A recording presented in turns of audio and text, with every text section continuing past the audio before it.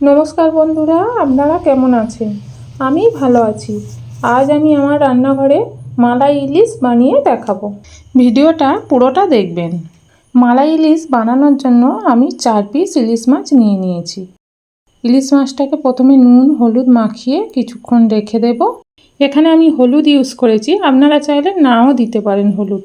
আমি কিন্তু আর রান্নায় আর হলুদ দেব না। মিক্সারে একটা পেস্ট বানিয়ে নেব। কাঁচা লঙ্কা নিয়েছি 7-8টা, ছোট ছোট করে কেটে রাখা আদা 4 টুকরো, 2 চামচ পোস্ত আর 7টা থেকে 8টা কাজু। জল দিয়ে একটা মিহি পেস্ট বানিয়ে নেব। আমি এখানে 4 পিস মাছের জন্য মশলা ব্যবহার করেছি। আপনারা আপনাদের মাছের পরিমাণ অনুযায়ী মশলাটা বাড়িয়ে কমিয়ে নেবেন। এখানে আমি 1/2 লিটার দুধ নিয়ে নিয়েছি। দুধটা আমি আগে থেকে জাল দিয়ে নিয়েছি। গ্যাসে একটা কড়া বসিয়ে দিয়েছি, সর্ষের তেল দিয়ে দেব। কড়াটা গরম হয়ে গেছে। এবারে আগে থেকে নুন হলুদ মিশিয়ে রাখা মাছগুলো ভেজে নেব। আমি মাছগুলো অল্প করেই ভাজবো, এপিট ওপিট একটু ভেজে তুলে নেব। এক পিঠ হালকা করে ভেজে নিয়েছি, অপর পিঠটা হালকা করে ভেজে নেব। ইলিশ মাছ সাধারণত কাঁচা রান্না করেও খাওয়া যায়, তাই হালকা ভেজেই তুলে নেব। মাছটা কড়া করে ভাজলে মালাই ইলিশটা খেতে ভালো লাগবে না। মাছগুলো আমার ভাজা হয়ে গেছে। এবার আমি একটা প্লেটে তুলে নেব। আপনারা দেখতেই পাচ্ছেন মাছগুলো আমি কত হালকা করে ভেজে নিয়েছি। আর এই মাছগুলো খুব নরম হয় তো, তাই একটু সাবধানে তুলে নেব।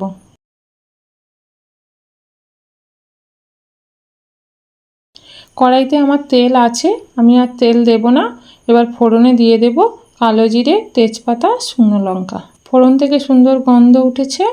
এবার আমি ওর মধ্যে দিয়ে দেব আগে থেকে পেস্ট করে রাখা মশলাটা। মশলাটা ভালো করে কষিয়ে নেব, আদার কাঁচা গন্ধটা চলে যাওয়া পর্যন্ত। আমার ভালো করে কষিয়ে নেওয়া হয়ে গেছে। এবার এর মধ্যে দিয়ে দেব আগে থেকে ফেটিয়ে রাখা 2 চামচ টক দই। টক দইটা দেওয়ার সময় গ্যাসের ফ্লেমটা লো করে দিতে হবে, যাতে টক দইটা যেন না কেটে না যায়। টক দই দিয়ে ভালো করে কষিয়ে নেব। পরিমাণ মতো নুন দিয়ে দেব, আর তরকারির স্বাদ ব্যালেন্স করার জন্য চিনি দিয়ে দেব।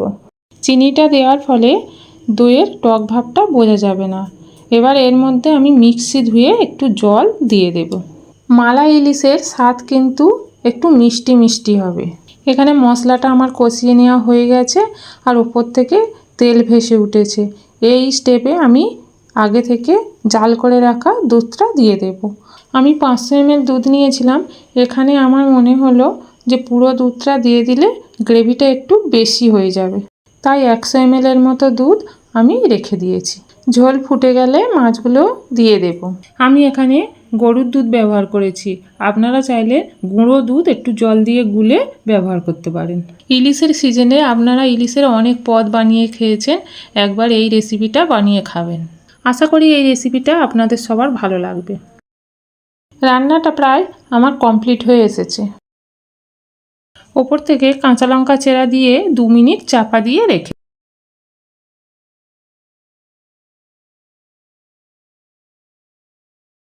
2 মিনিট পরে আমার মালাই ইলিশ একদম রেডি। দেখুন কত সুন্দর দেখতে হয়েছে। তাহলে দেখতেই পেলেন মালাই ইলিশ বানানো কতটা সহজ। রেসিপিটা ভালো লাগলে লাইক, কমেন্ট, শেয়ার ও চ্যানেলটাকে সাবস্ক্রাইব করে দেবেন। ফেসবুক থেকে দেখলে পেজটাকে ফলো করে দেবেন। পুজো সবার ভালো কাটুক।